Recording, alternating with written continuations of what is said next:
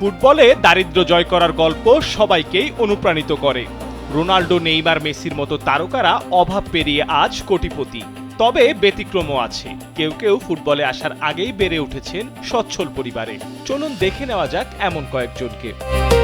প্রথমেই রবিন ভ্যান পার্সি। শিল্পমনস্ক পরিবারে বড় হওয়া এই ডাচ তারকার মা ছিলেন চিত্রশিল্পী ও গয়না ডিজাইনার, বাবা খ্যাতিমান ভাস্কর।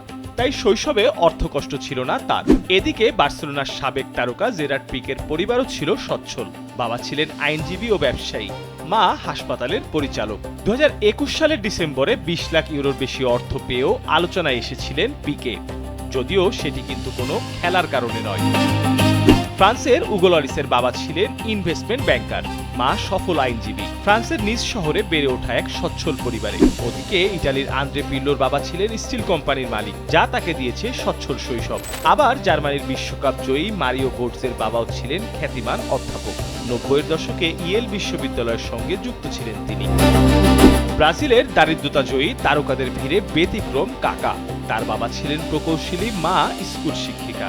মোটামুটি বলাই যায় সচ্ছল পরিবারেই কেটেছে তার শৈশব। আর সবচেয়ে বড় চমক ফাইক বলকিয়া।